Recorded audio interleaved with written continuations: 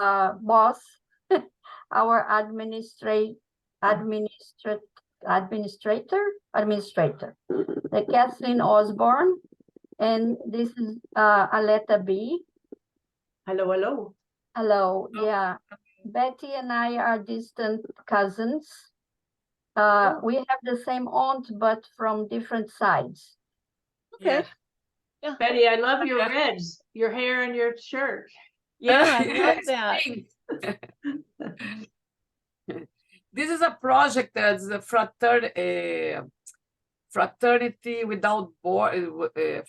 What's the name in Portuguese? A fraternity without the borders. It's a project that they have in Brazil, in Africa, that for a special project for helping kids and people. Oh, that's wonderful. Yeah. That's cool to be a part of that. Yeah. I know so many of our authors are involved in different things and do so many different things, wear many hats to get, just because they care. So it's cool. Yeah. I was just showing Aletta what I got in the mail yesterday.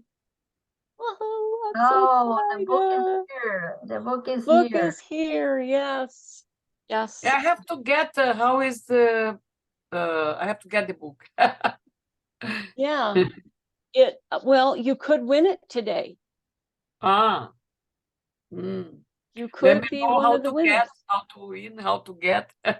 Oh, well, Yeah. I've got your name listed on the Wheel of Fortune. Ah, yeah. This will be the grand prize. Ah. And so, and if whoever wins just has to give me their mailing address, because I'll sign it as the founder of Transcendent Authors and then send it to them. So, and then we're also going to give away a couple of ebooks. So, yep. And we will just, then we just need your email address. So for that, but it's exciting. And we've still got a few more minutes for everybody to show up. I know that we're going to have some that are late because Dina had some kind of appointment this morning. Hello, Kevin. I do see you. You're mute. Mute. Yeah. Yeah. And I know that Lynn might still be sick because I haven't heard anything from her. She's one of our authors, L.K. Blair. She had an explosive appendix episode. So she's still recovering from that. And Linda or La Michelle said if she's on, she's going to be late because she's teaching this morning. Oh, good So, to see you again. Yeah. Yeah, she's going to try and sneak in. And I haven't heard from Daniel. Daniel's new to our team, or back to our team. Yeah. Yeah. However you want to look at it. He's going to be in on our next book. And we're excited about that because La Michelle has decided that it's time for her to move on. So this was her last book. And, but I know so many of them are working today. Jonathan, who's our author in Germany, works. So he should be just getting off work about now. Because it's 5 o'clock their time. And it's 6 your time, right, Anna? It's 6 o'clock now here. Yes. Yeah. Mm-hmm. And then Kevin, you're in, you want to unmute, love? You're mute, Kevin. He's in New Mexico. Yeah. Yeah, welcome. Where are all people are located? I'd like to. Yeah, well, I'm located in Arizona. Arizona. Up in the White Mountains, where I'm at 6,300 feet elevation. I'm not down in Phoenix. we run about 20 to 25 degrees cooler than Phoenix does Okay. because of our elevation. So, but Kevin, why don't you tell us? Well, all right. Tell us where you're from. I am from New Mexico. Well, grew up in Ohio when I was really young, and then we moved out here when maybe I was like 12. Okay. Wow. Yeah. All And- United States. And I'm in New Jersey, near New York, but my husband used to have a business in Arizona. He doesn't have anymore, but I have a Brazilian friend. She married American, and she's living in Tucson. Oh, okay. Yeah, that's 5 hours south of me. Mm. Okay, and that's even Yeah, hotter. and my husband has also used to have a family in New Mexico. I visit also New Mexico. I visit Arizona. Yeah, Yeah. beautiful countries. Beautiful. Yeah. Well, Letta, where are you from? I'm from Culver City, which is right next to Los Angeles. Ah, And what do you have in your backyard? Oh, I have, this is the property of MGM. It used to be Hollywood. And so there's a lake here that was built for, Showboat Place. And Tarzan, the 3 Tarzan movies that were shot with this lake. So it has special meaning to me since in my other life, my name is Jane. Oh, you have that in your backyard? Where the Yes, I'm film- looking at the lake right now as I look out of the window. Oh, great. Yeah. Great. Yeah. Well, most of the authors in our group live in America. It's just Dina lives in Norway, Mhm. and Jonathan now is working in Germany, although he's also American, and Mhm. I'm in Israel. yeah.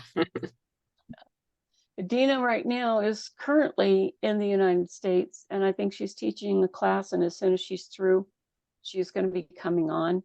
And she is the proud owner of dual citizenship with Norway and the United States. She just passed that, so she's pretty excited about it. So we have a real mix of different people, and we also have Kevin's dad, who'll be on soon, I hope. Well, we were discussing last night because of the time, whether this was decided before the time change and that it included it or not. Oh, well, I've been So sending out numerous emails, so So I told him I'm going to log in at 9 a.m. just in case it's not 10 a.m. like he Yeah. said. Yeah. But We just he was gonna we do just the same. change our time here. I don't know. Yeah, we did And also. I missed the introduction of our guest, who's okay, Betty, why don't you reintroduce yourself if you would, please? Betty? Who, me? Betty? Yeah. Introduce myself? Yeah. Uh-huh. Well, I'm from Brazil, from Rio de Janeiro, but I live in United States. I live in very near New York, in New Jersey, and I write children's books, young adult too, poetry. and where are you from? I'm from Brazil, Rio de Janeiro. Mhm. Where? I'm sorry. Rio de Janeiro. Brazil. Okay. Yeah. And Betty is an author both in Portuguese and English. in Spanish too. Oh, in I have Spanish. titles in English, Portuguese, and Spanish. I have a small publishing company, but also I'm published by Brazilian publishers. One is American, but it's Brazilian background that published me too. And in Colombia, a publisher that published 2 titles, yeah, in Spanish. That's And, wonderful. How many books do you have out? well, it's around 20. Sometimes one title is in different languages. I have one poetry bilingual too, in the same book. And last year, I completed 40 years of literary career because my first book came out in Brazil in 1982, was poetry. The children's book was in 1984, my first one. So this is why many years. But I have a different background. I have BA in economics. I used to work in international trade. I also live in Israel before. I work in this area, international trade. But it was a long time ago. It was in the 80s that I live in Israel, 87, 88. Oh, wow. Wow, that's a very wide cast, and it's wonderful to get to know you a little bit. Yeah. Yeah, I participate of several collections, like anthologies in Europe. I have translations for Italian and French, and in Brazil too. And I'm connected with the Brazilian community, but it's in Europe. I've been to Norway too. I have a friend from Brazil there. We did some event there, book fair, and we did some. Even they were interviewed by a newspaper. Was there in Norway? But yeah, because it's connections with the Brazilians living in Europe. Yeah. That's wonderful. That's wonderful. I know anytime I can get with other authors, I take that advantage. And here is Jonathan Bird, who is muted, and he is the one that lives in Germany and is working there. So that might be why he's so dapper in a jacket this morning or this evening. This Where? morning here. Where so- in Germany? I'm in Stuttgart, and I Stuttgart. just got home from work and rushed upstairs to my office. So yeah, I have a That is friend. good. Betty is is Anna's guest and a cousin through a aunt, I think you said, on both Yeah, sides. we have the same aunt, but different directions, you know. I'm from my father's side, and Betty's from her mother's side. So Other side? Well, no, my aunt is a sister of my father's. But she married with Aaron Lipster, with the same Yes. last. Yeah. yeah, she married Yeah. my uncle, my father's brother. Okay. Yeah. My aunt. Yeah. Oh, Yeah. okay. But we've been telling her where we're all from. And so why don't you weigh in on that and tell her where you're from and what you're doing in Stuttgart. well, I was born in a very early age, and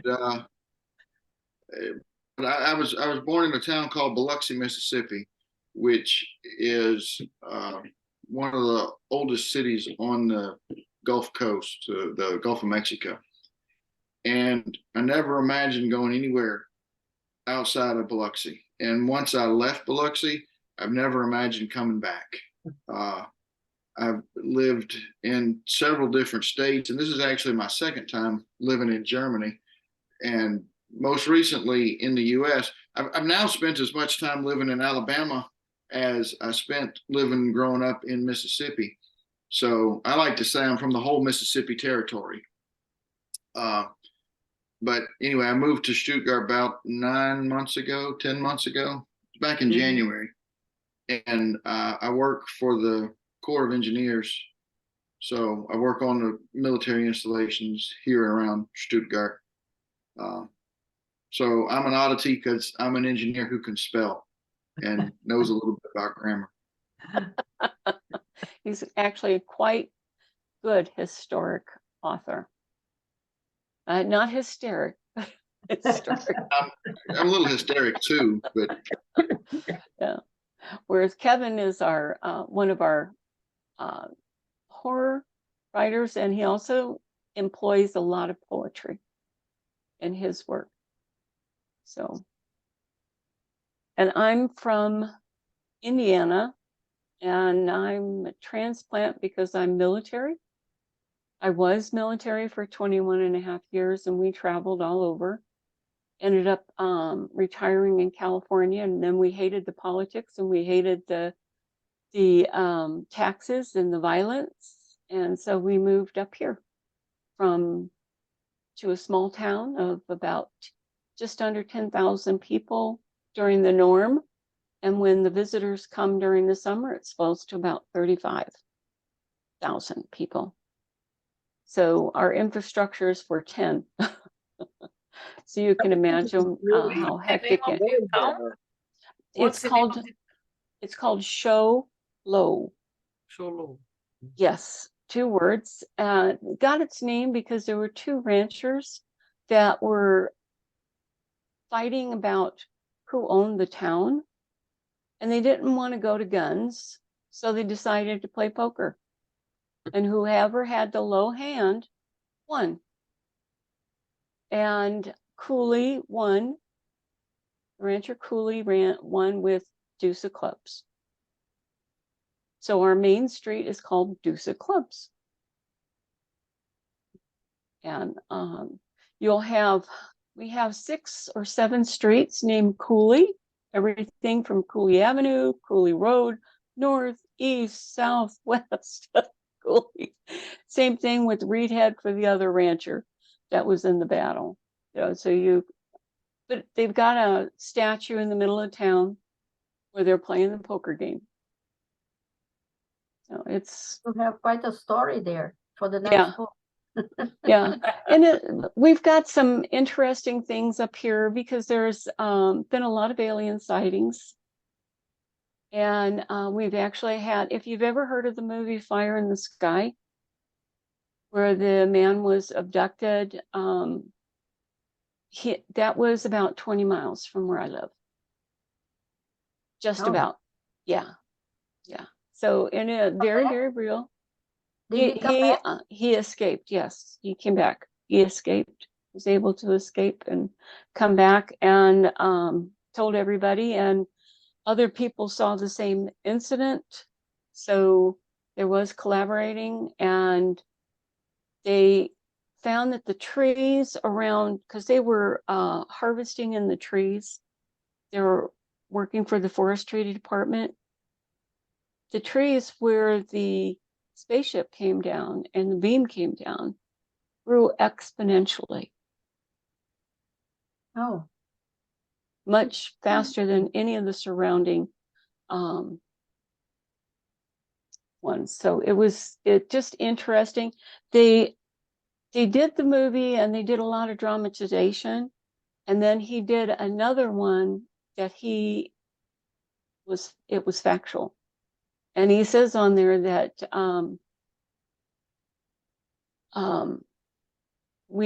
they did not release the location.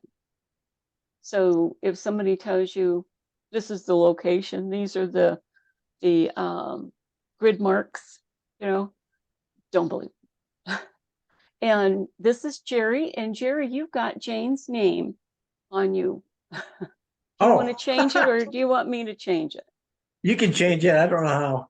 Okay. I I'll guess see it. everybody who used that link I just forwarded will have that name on it. Probably.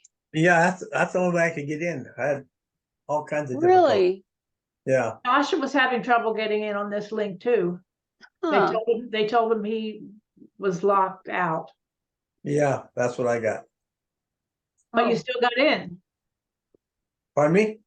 But you still got in, even though they said you were locked out? Well, I had to go through a bunch of stuff, and then I went to your link and did it Oh, through okay. there. So I don't know. They went right to it as soon as I did that. Huh. That's odd. Now, I don't know about your screen, but on my screen, I'm in the middle at the top, and then underneath me is Kevin, and then underneath me is Lawrence, otherwise called Jerry. But all of his author's name is Lawrence. So it's father and son. And Betty is Anna's cousin in a distant way. And she's asked us where we're from. So why don't you elaborate a little bit about that? Jerry? Oh, me? Yeah. Where am I from? Yeah. Originally from Ohio. And I worked for the government, so I transferred to Puerto Rico. And then from Puerto Rico, I transferred out here to New Mexico, and that's where we live now. How long Every have time- you lived there? Oh, let's see, I came out here first, 1977. Then I went back to Ohio for a year, and then came back out here somewhere or a couple of years, and then came out here in 82, January. Sorry, I got somebody calling me. Could be Dina. Yeah. Yeah. Yeah, she should be here in Albuquerque. Yeah, she is in Albuquerque. She said that she can't get in. Okay, I'm gonna step out for a few minutes and try and handle that. Okay. Tell her to drive over to my house. She can sit here next to me.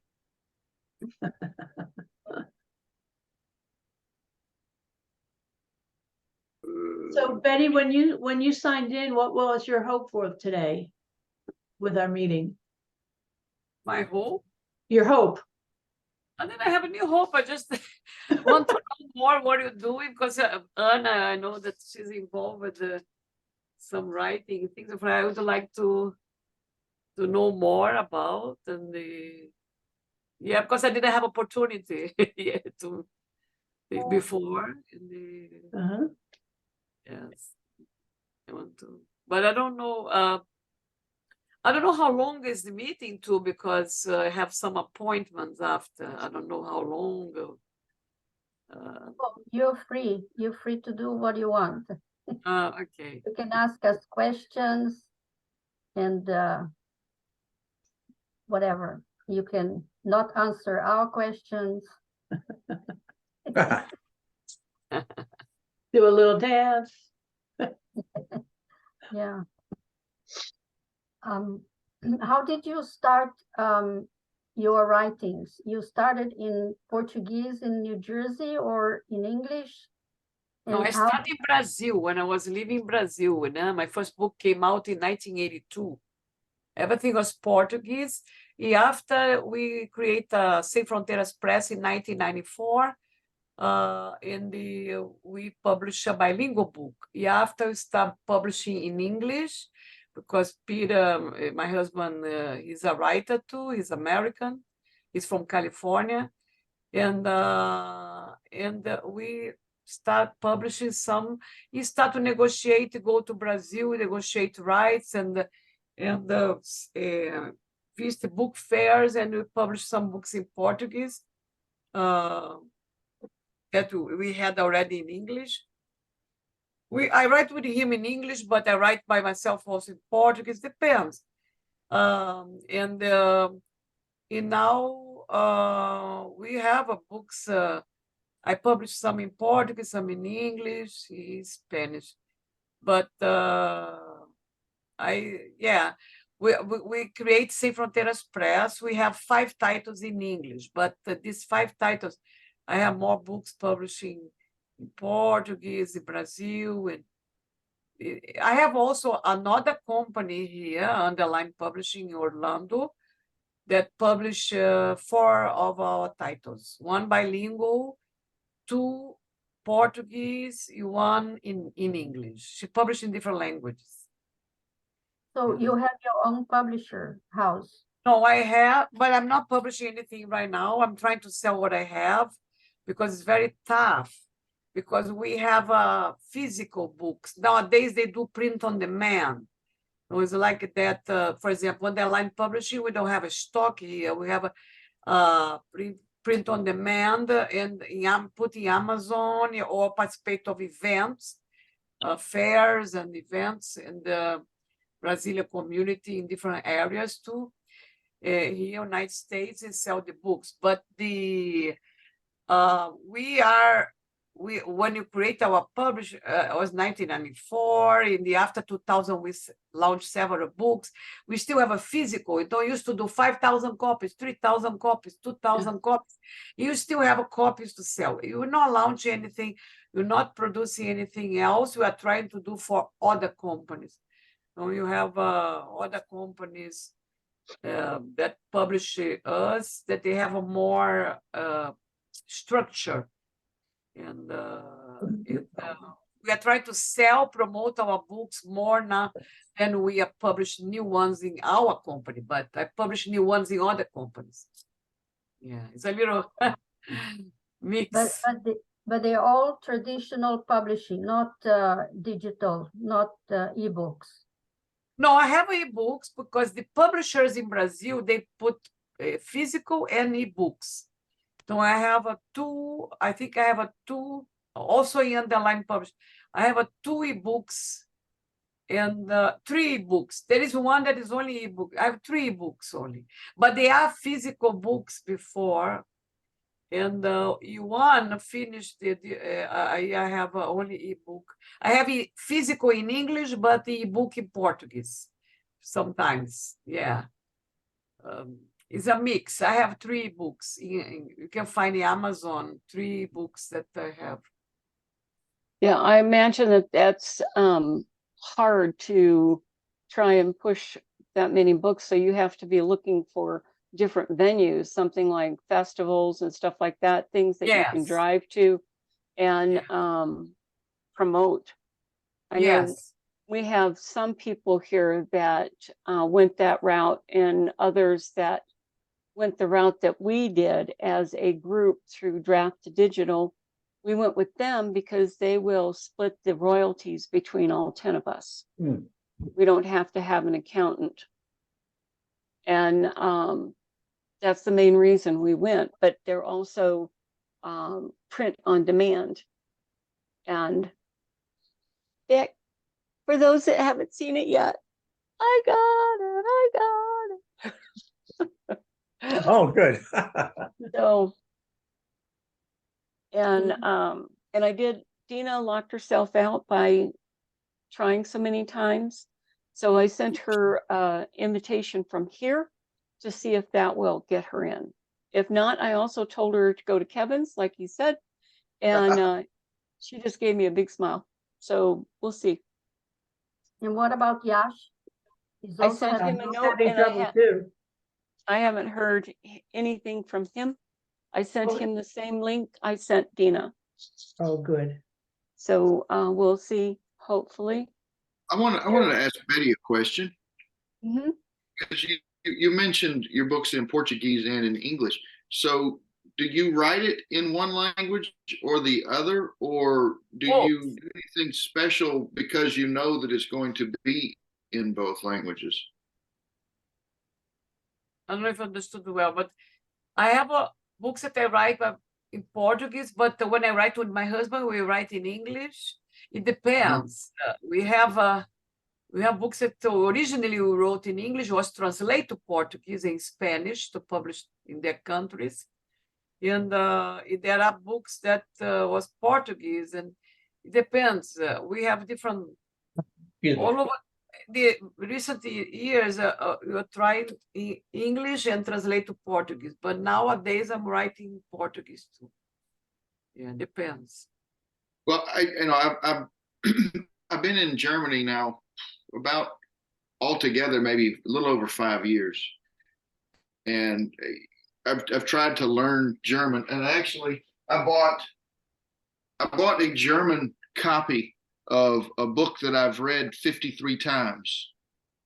Because I figure if I've read the book 53 times, there's a strong possibility that I may understand a little bit of it in German. And I got through the first page and I could kind of remember, a little bit, but I don't know. It's that the duality of languages is still amazing to me, because I just wonder, people who can do it fluently in more than one language, do you just think in one language or you think in the other? Because like when I first got here, I would be talking to somebody that was a German, and I'd say, "Hey, what does this mean?" And they'd say, "Well, it kind of means like this. And as an idiot that doesn't know anything, I was like, what the hell does it mean? It kind of means this. And then as I began to learn a little bit of German, some of my family members and friends would say, well, hey, what does this mean in German? And I'd be like, well, it's kind of like, I was like, I get it. They don't just, it's not change this word for that one and keep on trucking.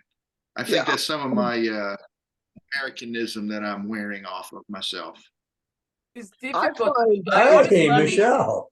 Hey, Hi. I find always that like study language. Yeah. And I study French, Spanish. I work for almost 18 years in an airline. And I'm a New York tour guide. And so I always work with the languages. Yeah. So I need some languages. Most of my work. Also, I work a lot with the Brazilian community. This is our target market sometimes. That Mhm. Yeah, Portuguese as an inherent language for children. Okay. And you said that you write predominantly poetry? No, I'm Oh. specialized in children's books. I start as a poet, and I have a book of poems. I had two, one in 1982, one in 2020, but published. Né? But the other ones, most is a young adult, one a young adult, the other ones are children's picture books. Okay. Okay. Yeah. We just got joined by La Michelle and Yash. They are two that have been trying to get on for a while. And Yeah, this is talk about Betty. struggle. Mm-hmm. This is Betty, Anna's guest, and she's been asking us where we all are from.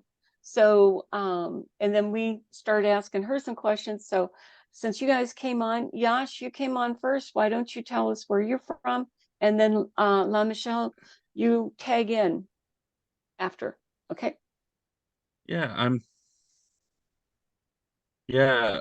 So just where I'm from, or Well, where okay. your background basically, where you All right, I'm from Idaho. Um yeah. Boise originally, but I'm out in the hills now, little rural community. Did my MFA in creative writing in fiction at Colorado State, and yeah, I like to think of myself as a kind of a dark I don't know, like a combo of a romantic and a Chekhovian realist when it comes to my fiction. that's pretty accurate. yes.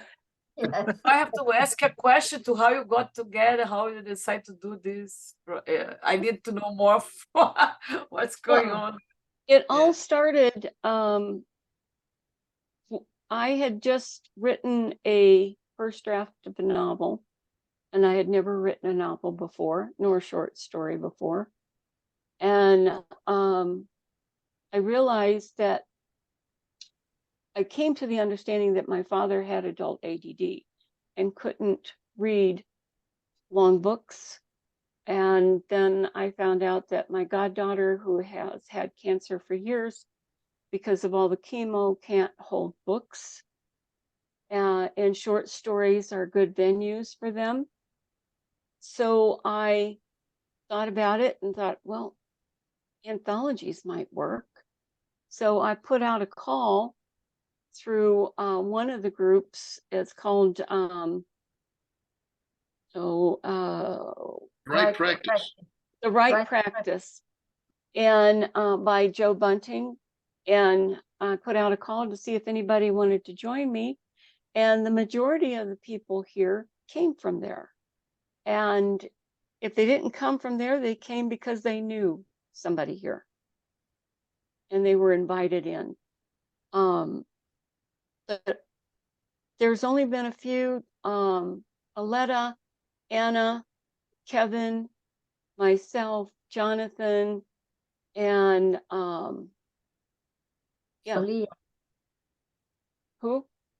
Solia, who also Well, has yeah, to be. but no, I was gonna say that still with the group, the Oh. original group. May I, And may I add Yes. something to the Yes. beginning story? It was also right at the time of George Floyd. And it turned out that all of us were extremely upset by what was happening with him. And we thought maybe we could make a difference if we write about tolerance.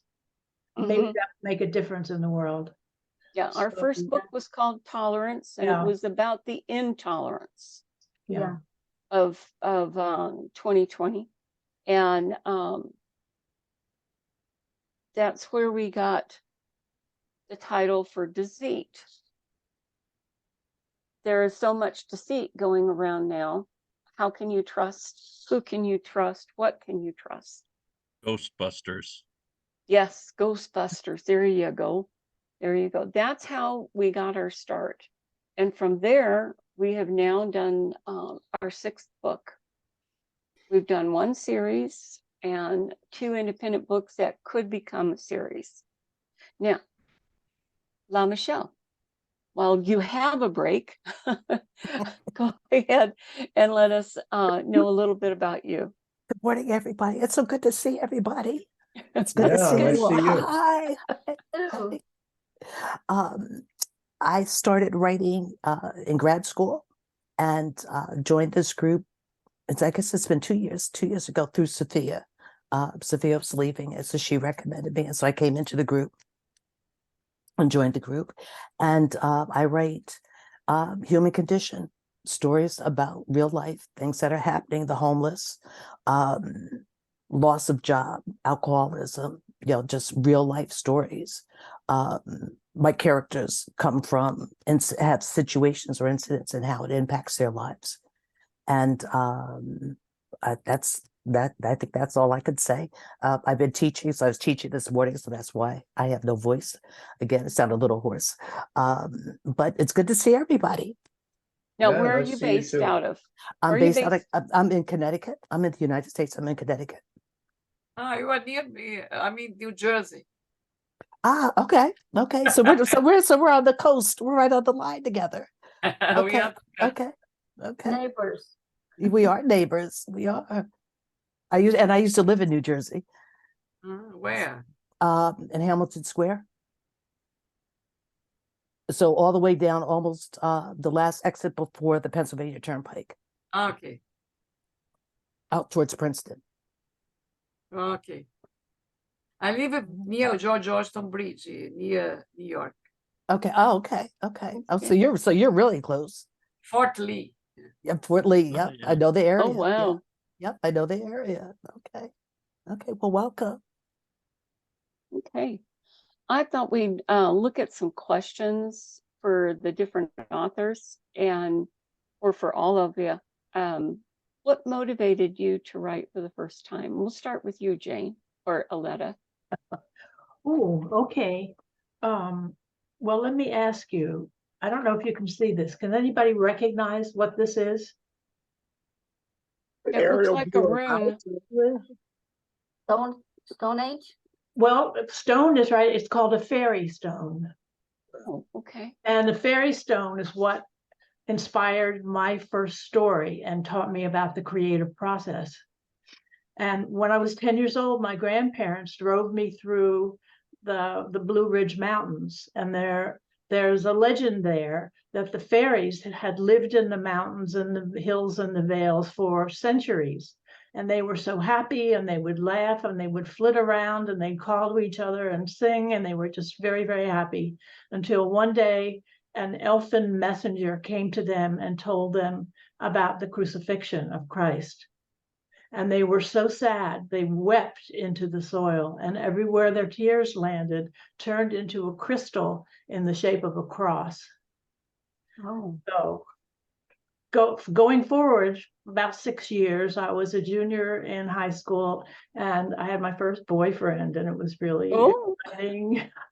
And he was a year ahead of me, and he had applied to a fancy college and was accepted. And we were both really happy about his acceptance, but personally, I was devastated that I would not see him for almost 4 years, basically.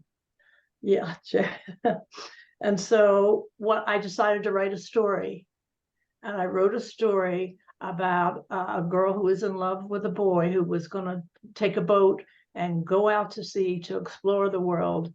And she cried into the ocean, and the ocean turned to stone, so he couldn't go.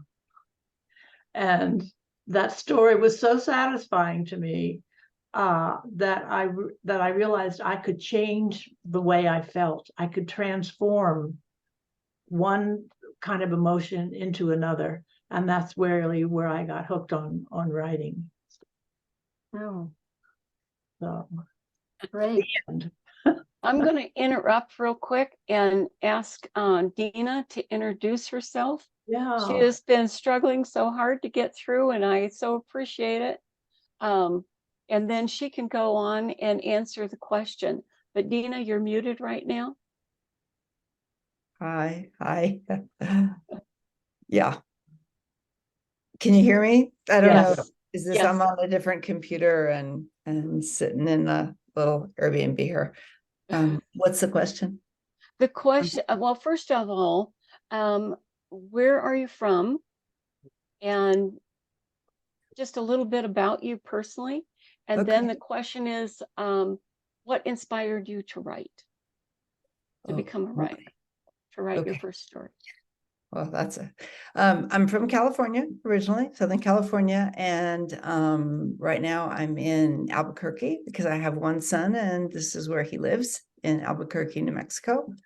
But my home is in Norway and I've lived there for about 5 years. So that's that. What inspired me to write? Well, like lots of us, we wrote when we were little, and it was really fun to create a life that was not yours and have full control over it. And so my first book was about, sort of modeled on, well, lots of children's books where animals are talking and animals have lives. So it was modeled on something like that. And I didn't write again until COVID. So I'm a very new writer. When COVID hit in Norway, if you were in a house with 2 people, one of you could go out every 7 days, and the rest of the time you had to stay inside your house. So I got to go to the grocery store every 13 days, and my husband went the other week, and so I just started writing, and I had this story that actually now I'm very lucky. I have Yash helping me finish it as a book. Yeah, a story about women that kill other women, which was probably the way I was feeling, I guess, at the time. Yeah. Oh my God. Okay. And I don't have anything to add to that. Now you can write a story about the annoying attempts to log into Zoom. See, there's a story in everything, right? Yeah, Yeah. there is. You were fated to actually finally arrive, so there's that. Well, you know what? I mean, I think that what Yash said, there is a story in that, is that if you ever can't get into something, just pretend you're stupid. And like, we want so bad to think that we know our passcode. That's very frustrating, that we can't, use our passcode that we've memorized. And he was just like, just make up another one, start again. And that is how I got in. Oh my gosh. But I think it's a little bit like, I do feel like I know my passcodes, and they're saved and whatever, and let me in. And it's that frustration. You keep going over and over, hitting at it. So, but I think that also, if we have that attitude, and most of us do, I at least what I've seen exhibited here is a perseverance that, I have got a goal. I have got something I have got to get done. And it doesn't matter what I have to face, climb over, climb through, run around. I'm gonna get it. There's no doubt about it. So I applaud you and Yash for really sticking to it and getting on the call, because I know it was a challenge. Thank you.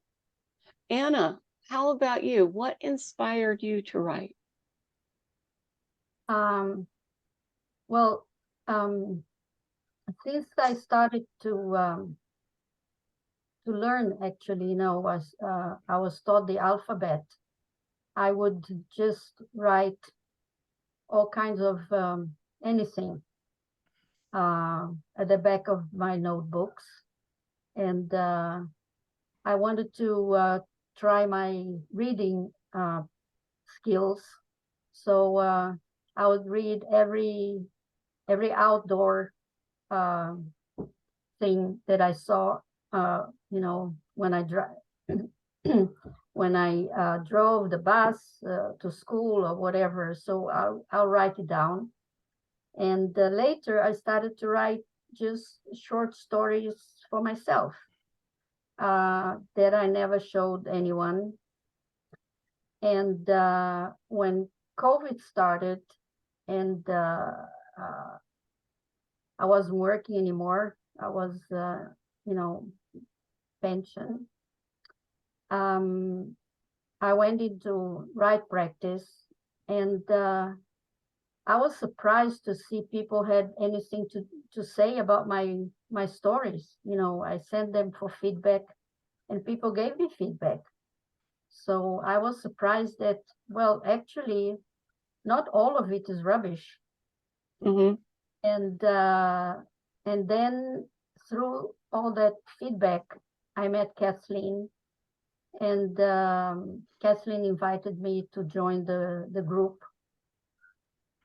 And since I had to stay home because of COVID, I wrote more and more and more. And my great hooray was Tolerance, that 2 stories were published. Wow, I'm not only a writer, I'm an author. So Yes. and I'm still trying to finish 2 books, and I have 2 others that I just got the idea or the first paragraph or something, and they are waiting for that turn. So that's it. Yeah. That's good though. That's good.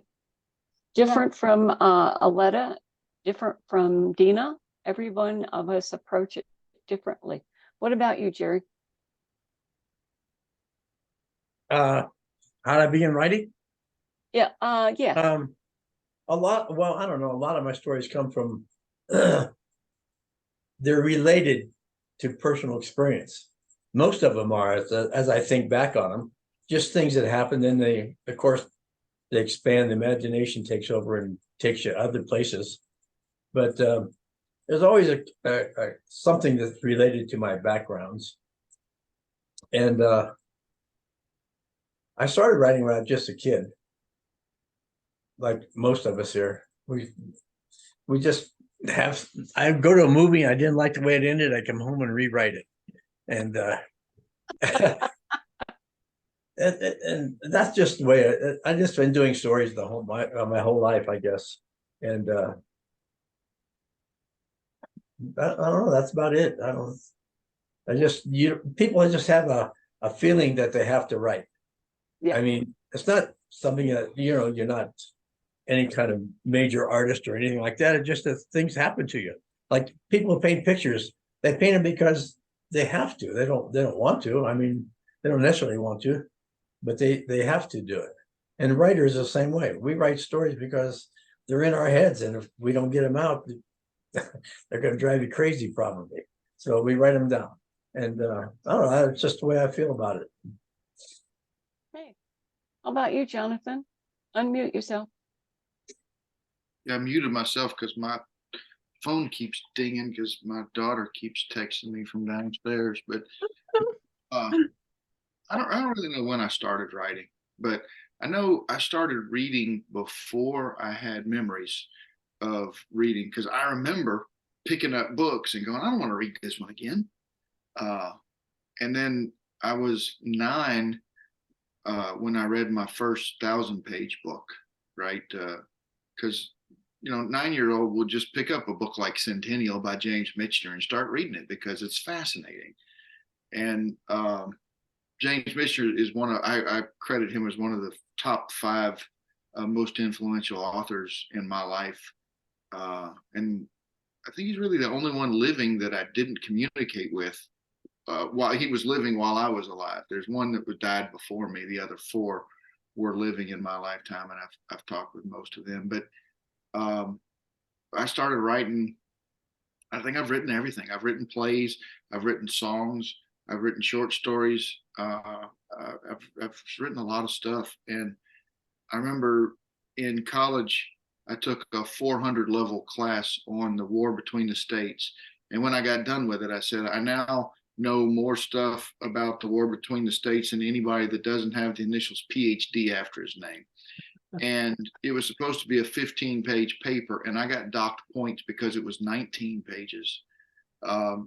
So I just write. I'm prolific. But back in the early 2000s, I started writing it ended up being a novella length allegory of the book of Jonah. And as I was writing it, having things that it wasn't just a story, because everybody knows the story, but there was my take on the story, and then changing my characters and the things that I had symbolism. When I got done with the whole thing, I had to write another piece that explained the symbolism of things that I put in there, because I knew even I would forget them. But there were times when I was writing that allegory that it almost physically hurt because I couldn't get the story out fast enough. And when you hit that zone as a writer, it's just, pardon me, fucking awesome. Mm-hmm. It doesn't happen every day. And I mean, I don't write every day anyway, but when you hit that, it's like golf, as soon as you decide I'm never going to golf again, you will hit that one shot that you just look and says, yeah. Yeah. And so I finished my little allegorical novella, and I started to, I need to be published, right? So I started looking for agents, and I had one agent that replied to me and basically said, hey, look, I realize this is how a lot of the greats started, but it just doesn't work nowadays, because you got to work as hard to market a novella as you do a novel. And obviously you don't get as much, bang for the buck. So I said, well, okay, I'm going to have to write a novel that's going to include some pieces of my novella, to which now almost everything that I write has some pieces of what was in that novella. So that when I do get an actual, book deal, not just, I only have the 3, I don't have the last 3 books yet. 2 of them are stuck on a boat somewhere on their way to Europe. But then I'll be able to finally go back and do something with that allegorical telling of Jonah.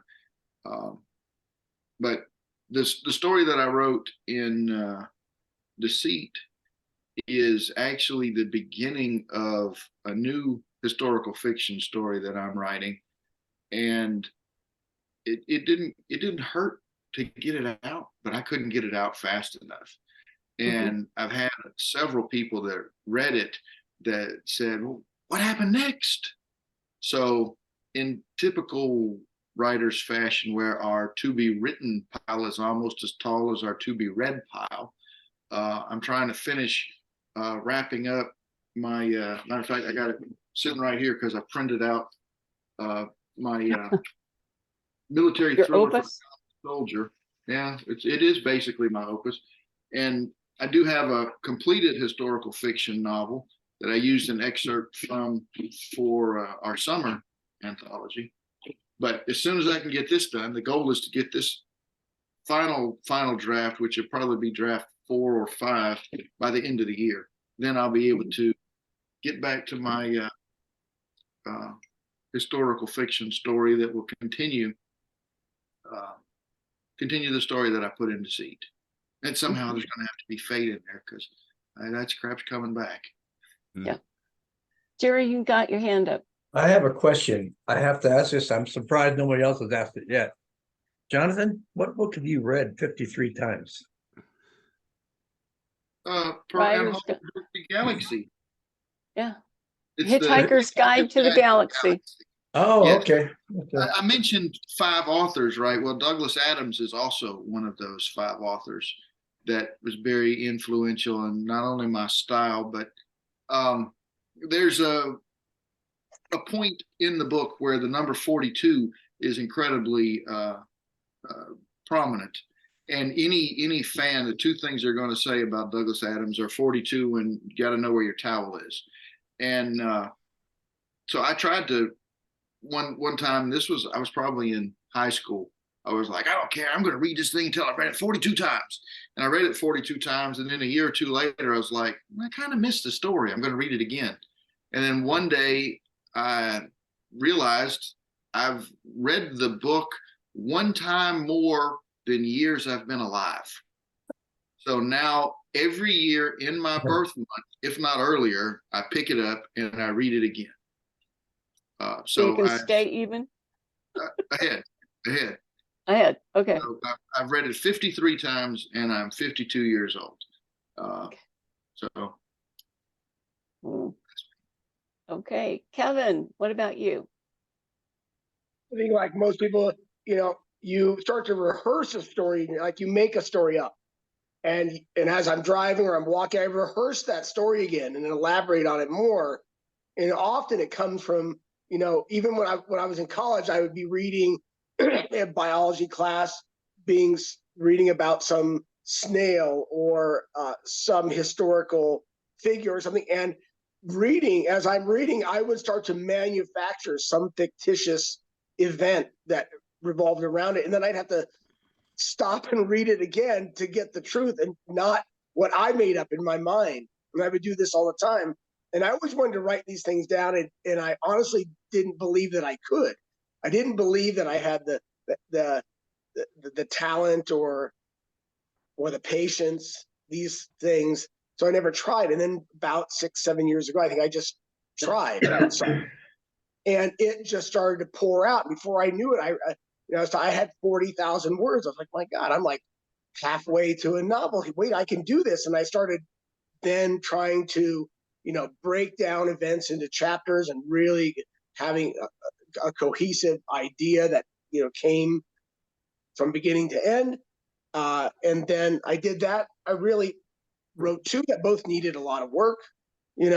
As as beginning writers, you're so thrilled that you did it. You've given up on the idea that it needs any work. You think this is it because your baby is beautiful, and can tell you that the baby is perfect. But you have to admit that it needs work. Then Kathleen's offer came through on Right Practice, and that was my opportunity to start writing short stories, which I think I had attempted because they were little contests in the Right Practice, challenges to write, under 1,500 words, a short story. And so I attempted those, which was very stimulating. And I realized that in short story writing, it helped me become a better chapter writer. So I intend to go back to more novel writing, which I have some that are like partly finished now, because I sort of dropped that and went to short story writing for these books. But I think ultimately it's making me a better chapter writer for novels, because you have to complete an idea in a short period of time, which each chapter sort of is. Each chapter of a novel is sort of a complete idea that links to the next. So I'm really grateful for the short story writing. I think it's made me quite a better writer.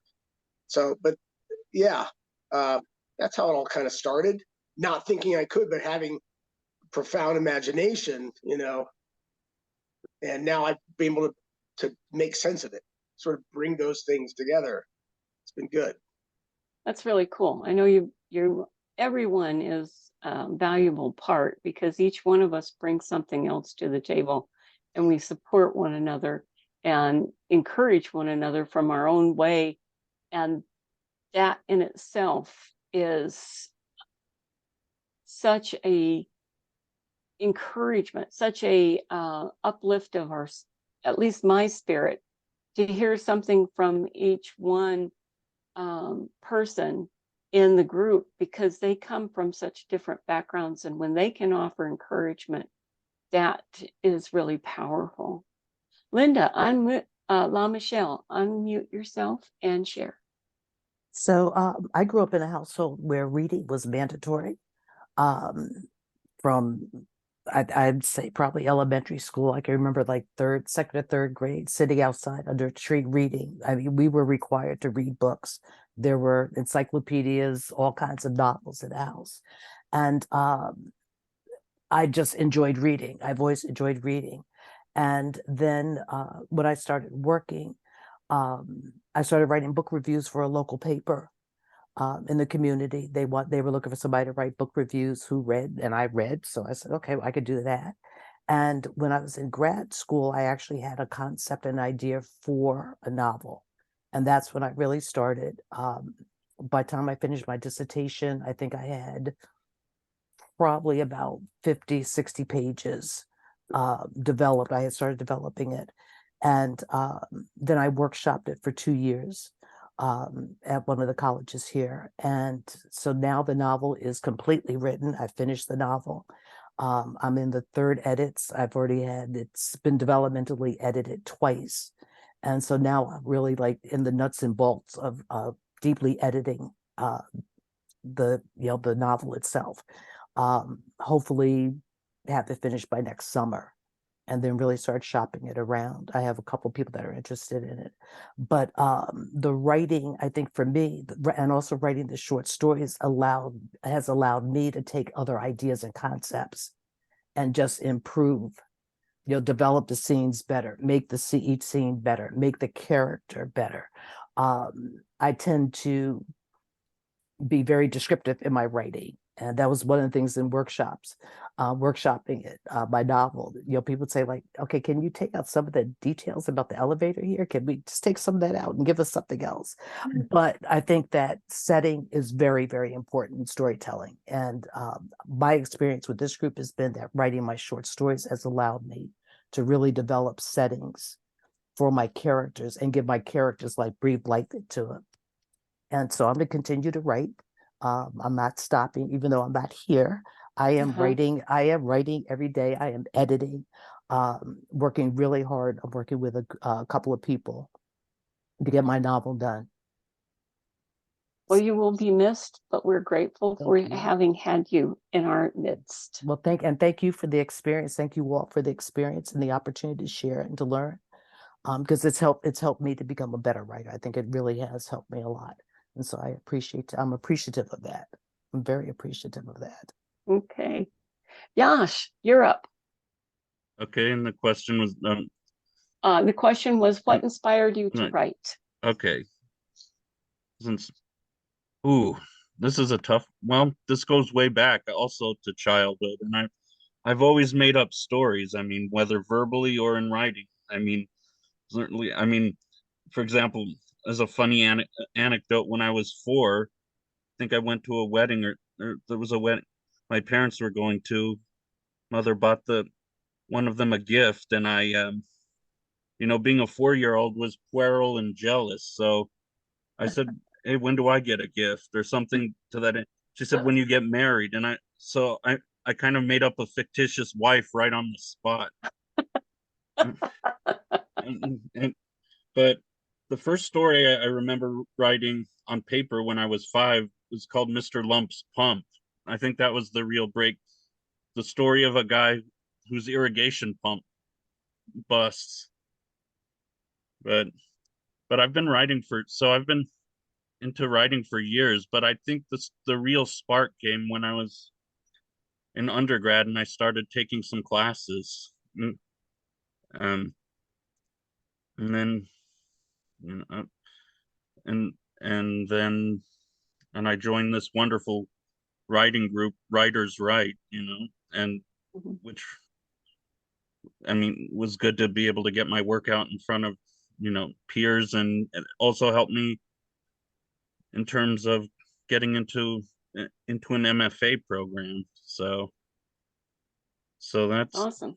so I definitely have a lengthy history. Like I said, my writing style is definitely very dark, romantic in some ways. I find dysfunctional families fascinating to write about. I mean, you know what Tolstoy said, all happy families are alike. But yeah, that's pretty much my story. Okay. Carol, what we've been doing is the authors have been answering a question from called or stated what inspired you to write. But first, I would like you to introduce yourself. You need to unmute. And whose guest are you? Okay, you're still muted, love. Jane Bolton invited. Okay. Otherwise known as a letter B. Yeah. Yes, otherwise as a letter B. Okay, unprepared for this. So good morning. Good morning. I am invited by Jane, whom I met in a writers group. We've been in together for I think about 3.5 years. And I've been fascinated by her conveying to me about the focus of this group and that you're publishing. So I feel privileged to sit in this morning and get a little taste of this group. Thank you. You're so welcome. Where are you based out of, Carol? Culver City, California. Oh, okay. Okay. Because all of us are, I'm northeastern Arizona in the White Mountains. Dina is Norway. Yash, I Wow. am the walrus, is Iowa. Aletta, Culver City. Jonathan, Stuttgart, Germany. La Michelle, Connecticut. Kevin and Lawrence are in New Mexico at Albuquerque. And their father and son. I bet you can't tell which one is which. And then Anna is in Israel. So, and it's my turn to answer the question. I actually don't know what inspired me to write. I've been reading since I don't know when, because we were read to as infants by my father and my mother. My mother always had a book in her hand.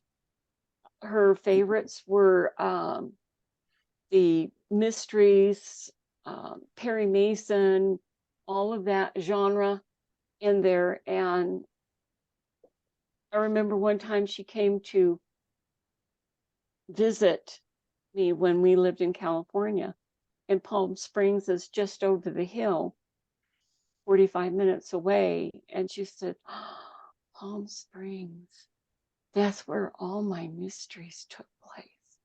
So fortunately, I had a condo and some time, and my sisters were there too. And all of us girls went over the hill and went so she could wander around the city and see where her stories took place when she was when she was reading them. And she later passed away from complications with Alzheimer's. But anyway, but I wrote poetry when I was in junior high. I published poetry. It cost me $25 to get put in an anthology. Back then you had to pay to be in an anthology instead of getting paid to be in the anthology. And I quit writing anything because any kind of story, I hated the red ink and no positive feedback. It just destroyed me. So I didn't. I wrote poetry for my senior thesis in English. I had to write 10 poems because they couldn't judge that. You have your own style of poetry. I had to pass because of that. Got a straight A. And then I went into the military and wrote only technical stuff. And once you get really into technical, it is so hard to break out and try and write fiction. But I dreamed a lot. I watched movies, I read books. When I was in junior high, I shared a room with one of my older sisters, and I would have a flashlight underneath the covers, and I would read until 3 o'clock in the morning and then get up at 6 o'clock and go to school. So I just an avid reader. I have so many books. I have over 1,300 books on my Kindle, not to mention my regular books that I have, and those that I've given away, thousands that I've given away over the years. But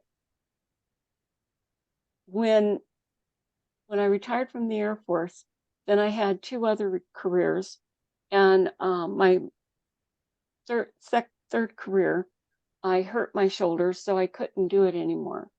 And I told my husband, it was in December of 2019, I said, I think I'm going to write a novel. Because I had, like Jerry said, I had a story that had to come out. I just had this story. I had to write it. And my husband said, well, why don't you go write a novel? So I sat down, and in 45 days, I had a novel, 108,000 words. And I thought it was absolutely fantastic. Never written anything like it before. And I did some editing on it and showed it to some people, and they went, oh, it's wonderful. Read it all. And then one friend was honest, and she said, you need some help. And that's when I went to developmental editors and then worked with other editors also.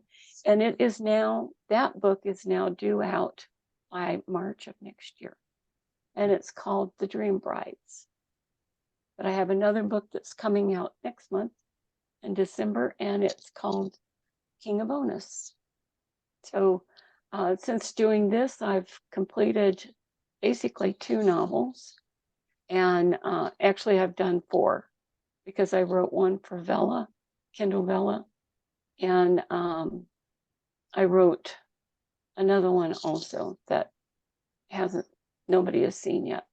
So, but we have this one. Yes, I have this one. It came in the mail yesterday, just in time. And we have Solia, who is here, and she used to be part of our group. Solia, we've been asking everybody to tell a little bit about their background, and I'd love for you to tell us that. You'd unmute yourself. There you go.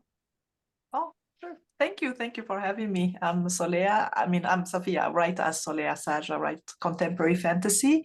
I have a few short stories published, and I'm working on editing my novels, my fantasy novels. And I was, in other life, I was a college professor, but I retired. Now I live in Morocco. I came back home to stay with my mother. And I was part of the group for since 2020, I think. And then it was two books. So, and I had 4 with the books. So it was really enjoyable. I really learned a lot, and it was wonderful. But I had to get other things done and work on my novels. So I had to just change the route and the path. But it's great seeing you all again. It's good seeing you too. And she was a lifesaver when we pulled all this together. Only she had published and done self-publishing through Drafted Digital. So she was our go-to person, and we wouldn't have made it with any of our books if it hadn't been for her. So thank you, and thank you for being here today. Let's see. Carol, Solia, or Betty, do you have any questions for anyone? You're free to ask any question you want. We might not, if it's too personal, they might not answer, but you can ask it of any one of us. Well, I don't have. I just have to say that I have to leave in 20 minutes. Okay. Yeah, Because I I'm going to do a drawing in just a few minutes. So Carol, you were going to say? Yes, had it a moment ago. Yes. So in the writing group that I'm in with Alita, I wrote a book. And so I'm very interested in learning more about publishing. Okay. Okay. You can talk to me separately and I can help you with that. So Leah, you're still in Morocco, right? Yeah, so it might be a little bit of a challenge time-wise to reach her. Josh has been working with me on publishing also. And what we decided to go through draft to digital because there were 10 of us and we wanted to split the royalties. And we did not want a bookkeeper. We did not want to have to incorporate or have anything like that. So with them handling it, it gave us freedom. Now, my books that I am going to publish, I'm publishing just through KDP, at least for the initial. And then I might go wide.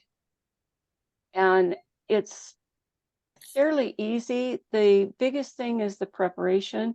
Yasha and I have found that it has been an extreme challenge getting our manuscript right with draft to digital. So we have been using Atticus. I'm taking notes. Format. That's okay. This is being recorded, so you can also get on it and fast forward to this point. But we use Atticus. You just import your document, you do the fine tuning within it. You can design your own little break figurines and put that in there. It works with Macs, it works with Windows formatting. If you bring it in Word, and it can export it in EPUB format already, and it exports it in a PDF all ready to go straight in wherever you're going to take it. It's so much easier, huh, Yash? Yeah, draft to digital. Oh man. We've just had nightmares with it. I thought we agreed we were going to call it draft to diddle. Yeah. I still call it that. Yeah, but it does allow us to put it into draft to digital or D2D, or straight into Kindle, KDP. So, but if you want to talk some more about it, I'm going to put my email address and we can arrange a time. Well, I just have one word to say, wow. That's a lot of information, succinctly condensed, and I thank you so much. And I do see your email, Kathleen. Thank you. You're welcome. Much. You're welcome. Because I had always planned on doing self-publishing. And now we publish under the banner of Transcendent Authors, whereas at first it was just Kathleen et al. And then now we also list all of the authors, make sure that everybody gets credited. We had listed them before, but it was a challenge in the format they had, wasn't it, Celia? We had nightmares. So, but yeah. Anybody else have questions? Okay, I got a question. Let's see. What were some of the challenges you faced to get your story for Deceit finished? And I think that is pertinent to anybody who is writing. Everybody faces a challenge. Is that due now? Yeah. I would get those questions all. What is our timeline again? But first I'm going to share screen and I'm going to bring up our wheel, and then I have to, okay, we don't have CJ or Carol. So if it lands, or not Carol, but Karen Cross, if it lands on them, we'll just redo it, okay? Can you guys see it? Yes, Yes. Okay. that's cool. Isn't that cool? It's Yeah. free. Oh, just the right price.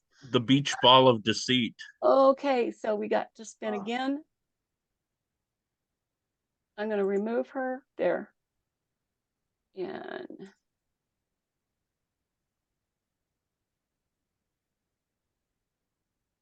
okay, Betty, Very fun. you are going to win an ebook. Okay. So if you would put your email address in the chat, then I can send it to you. I just put email and WhatsApp number just a few minutes ago. Okay, My great. My Okay. email. Okay, here we go. Okay, and she's not here. So we're going to remove her. And one of you two are going to get ebook. The other one's going to get the paperback. Woo! So Leah, you got the ebook, and Carol, you got the paperback. Oh. Hey, thank you. You are so welcome. Thank you both. And just for gee whizzers, everybody, it's wheelofnames.com. And it's free. So if you ever run anything, you can use it. And I am going to sign this now in front of you.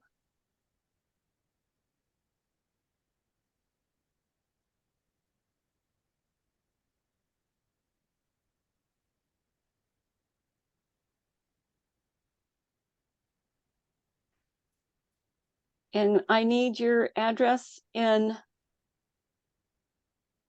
the chat, please, so I can send it to you. I'll get it in the mail tomorrow or Thursday at the latest. Okay, and Celia, an email address that I can send it to. Okay. Okie dokie. Good job. All right, on to our question. Let's see, we started with Aletta last time, and we ended with, who'd we end it with? Because everybody's moved around. Why don't we start it with Jonathan?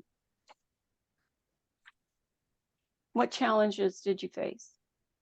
What challenges did I face with Deceit? Well, I think my biggest challenge was that every time I tried to suggest some type of deceitful thing that we do with the title or the cover, y'all always just shut me down in a hurry. And I was challenged to come up with new and different deceitful ideas, changing the name, rearranging the authors. And I really like the idea of doing the book cover backwards or upside down. But no, I think I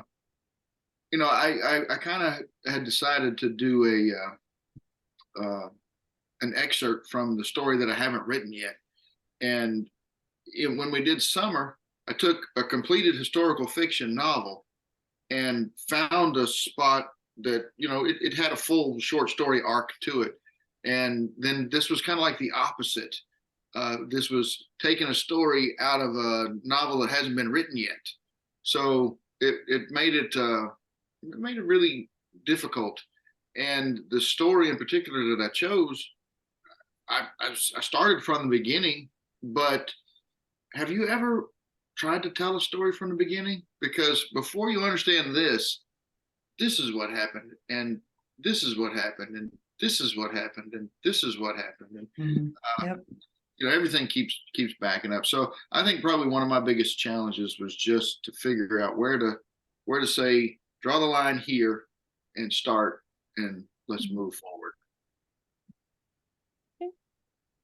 All right. What about you, Jerry? I don't know. Kevin and I were talking one time about the subject of deceit and throwing story ideas out and stuff like that. And then I don't know, just the story just evolved. Started off with one little incident, and then it just evolved into a bigger story. It started out with like 1,000 words, I think. Is what the first story I wrote on it, and then it just expanded into what 4,000 words or something like that. I forget how many it was now. And the challenge is just trying to make it fit into a deceit category, I guess. Same thing I'm having with the fate story. Just trying to make it fit. I actually wrote one and finished it already, but now it has to, and then, but I'm not sure what everybody's going to think of it. And love it. The deceit story, I don't know. It just. I thought the Deceit story was really good. Oh, thank you. I had fun writing it. It was, I laughed quite a few times when I was doing it. Too. I surprised myself, I think. And so, yeah, it was fun. I just have, most stories I write are just, I have fun doing it. And so challenges, no, I don't know. Trying to make it end, I guess, is a challenge. Okay. What about you, Dina? Yeah, my deceit story was an idea from, like Jerry was talking about, things that I know from my life. The hardest part with deceit is trying to decide about what's going to be with that person that is actually deceived. What are you going to do with them? Are they going to jump off a cliff? Are they going to kill somebody? Are they gonna whatever, and so the endings of all stories are very hard for me. They're really tough because I don't know what readers would like best to see. I guess that's my best answer. I'm just never sure what they really want to see. I feel like I sort of go towards a lot of suffering because I guess that's me, but I don't think that's always the best thing. And in the end of my deceit story, I let the person that was deceived sort of be told that, well, it's okay, just let it go, which is a little odd because they were very, very deceived on two different levels, and they were very hurt, for sure. Yeah. So, but so that was really hard because, and maybe it's not a good ending. I would love people to read it and comment on it. Maybe, the person that was deceived should have been a lot more angry. They should have done something. There could have been a legal kind of thing. You can go to the police and complain. You could do all kinds of things. And this person didn't do any of that, really. So that was a big choice, and that was really difficult. And I don't know if it made for the best story. I don't really know. I think it's an interesting choice. I think so too. Oh. And that's the wonderful thing about our anthologies, is they are very interesting. It's not just one theme throughout the whole, other than deceit. And that can cover such, just based on the title, the cover, there's so much that deceit covers. It's not just one word, it's a multitude. So how you see it, how you relate. Yeah. Okay, Yash, what about you? There not too many challenges on this one, because I brought it into the group, and it was reasonably strong, but you guys helped make a gem out of it. So I would say the biggest thing was just going through it and trying to give it that little those final touches, and also making sure that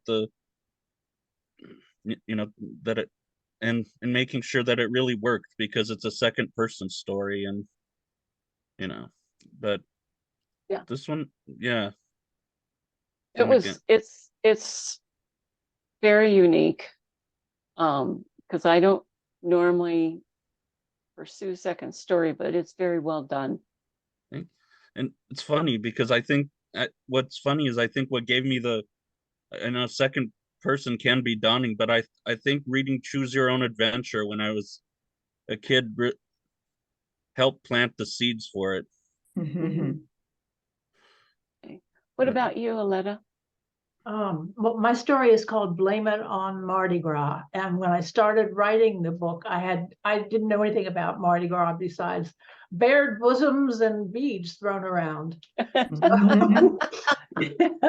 So I read a lot of books about the period and the social structure and things that I had no idea about, the strength of the patriarchy at the time of the book.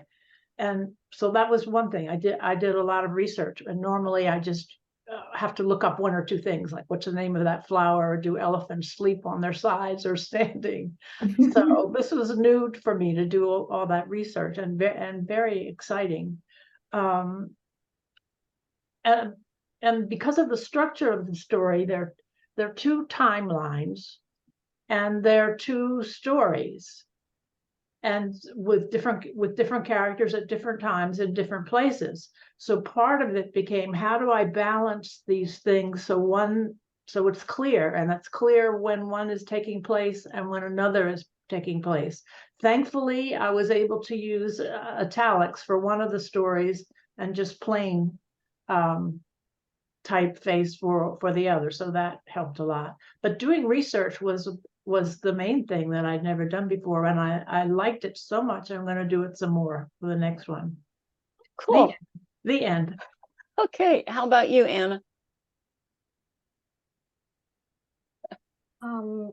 Well, my challenge with my story for Deceit was that I've decided Still going strong. write about Murphy, the dog, and before that, I saw something on TV about the theft of kidneys, and selling on the black market, and that stayed in my mind. And when I decided to write another story about Murphy, I had the challenge, how could I tell the story if Murphy staying in his in the same home that he was in the first story. He had the house and he had the shed. So that's why I thought about the beggars, because how else could Murphy know what was going on and discover the crime if it was inside the house? So that was my challenge when I started writing the story. Okay, Jerry, did you have your hand up earlier? No, ma'am. Okay. My biggest challenge was, and this happens every time, I will write one story and it's going to be a book. And then I will start another one and it gets thrown in the trash. And I finally found the right one. The right one came.